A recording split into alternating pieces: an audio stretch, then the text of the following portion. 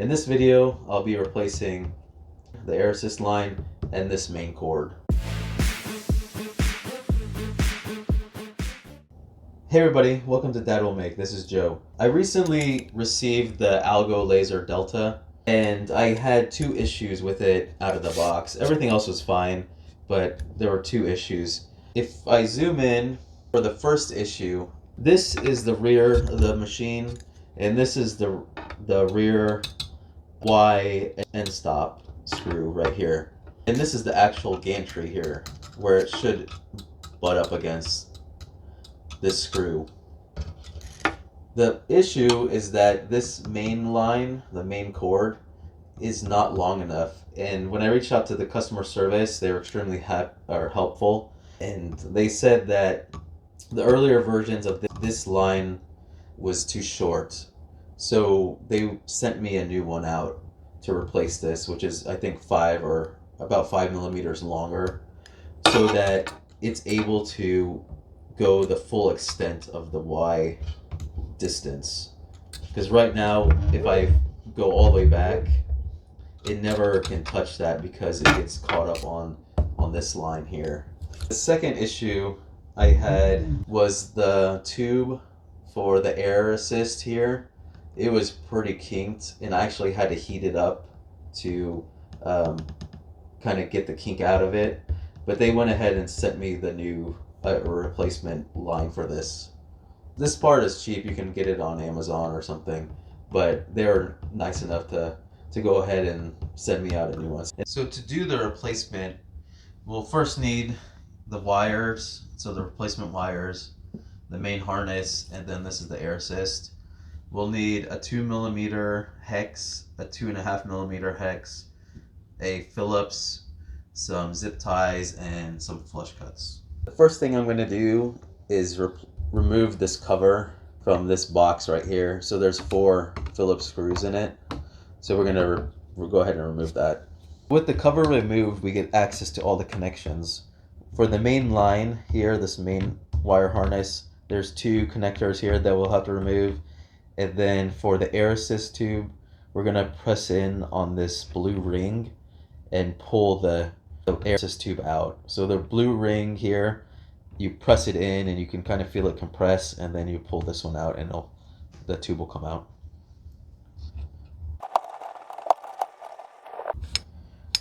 The next step, we'll be using our hex drivers, so 2.5 and a 2 millimeter driver.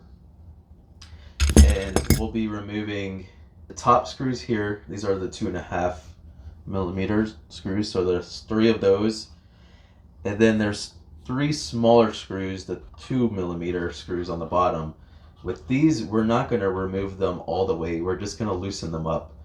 And the reason behind that is that on the other side of the screw is a little piece of metal that is clamping the inside. When I take this off, I'll show you, but try not to remove these all the way.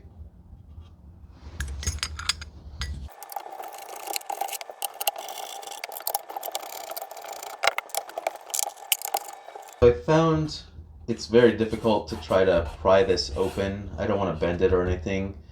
And I found that the easiest way, there's 2 screws on the top here, and then 1 screw on the side here, and the red plate on the side.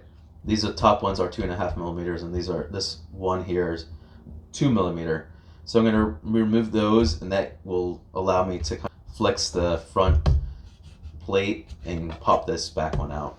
What I found easiest, so I got it released right here, is I push up, because there is a little lip on the bottom, so I pressed up on the bottom and pulled out actually to release the bottom. So I got one side out, so now I can go ahead and just scoop my finger across the top and release the whole back piece, and that'll come out. So on the back here, you could see what I'm talking about, these little clamps on the back, so you don't want those to fall off inside. So if they do fall off inside, you want to get them screwed on here before you put it back on. But see how loose it is? Just make sure it's not going to rotate around this lip here. So that's where it catches on. It's like hold itself into the bottom, hold itself on this bottom lip here. It's hard to explain without actually doing it, but this is what keeps the bottom tight onto the frame. So with that removed, we have access to the connectors that go to the actual board in the front. So just follow that main cable and where the connectors go and remove those connectors. And then there's a little plastic wire clip here. You can go ahead and just release it from that too. And now the cable's completely removed from the board and we can go ahead and work on the replacement. Since I'm replacing both the air assist and the cable, I'm not going to worry about cutting these zip ties here. I'm just going to remove it from these metal clips that are already attached to the frame. And then I'll remove it from the back. And now we have our cable fully removed from our system. So there's two ends to the main harness.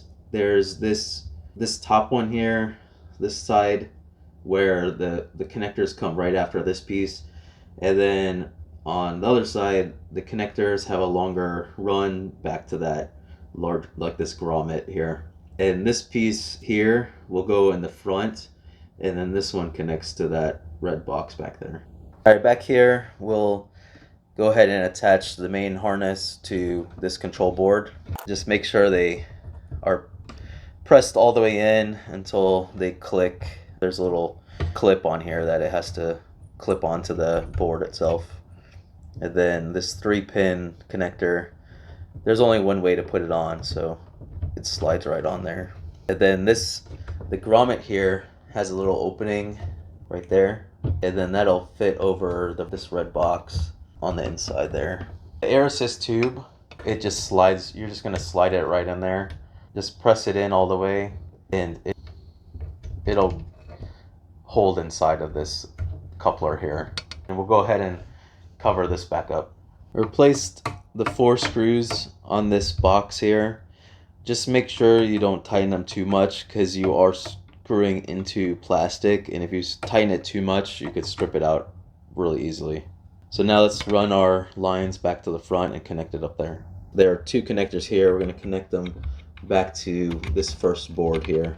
And then you could put your cable back into this clip here. Now we can go ahead and replace our back cover. I went ahead and put the grommet from that wire harness into this panel. And what you're going to do now is kind of reverse what you did in the past steps. So on this side here, where you remove those 2 screws, you can flex it a little bit, and those clips that were at the bottom here, you want to keep those in first. So you want to get those in first, and what you want to feel is when you put there's a little ledge on the inside here, and you want to slide those clips over top of it. And see, when I do it, they kind of grip it. This panel here grips it. And then on this side here, you want to press in. You can see it kind of snapping in place. You want to go just down the line like that. Now we could replace these screws and tighten these back up. And then we could replace these screws and at least 3 screws here. Now if you look here, there's the stop right there, the screw, and then the frame right here. And if I push it all the way back, now it goes all the way to that back end stop. So now the problem's solved. So I should have full access to the entire length of the Y-axis. Hopefully this video helps you out if you ever need to replace your wire harness. If you have any other questions, go ahead and drop them in the comments below and I'll answer them as soon as possible. Like I said, it's really straightforward and I believe anyone can do this installation. Thanks for watching.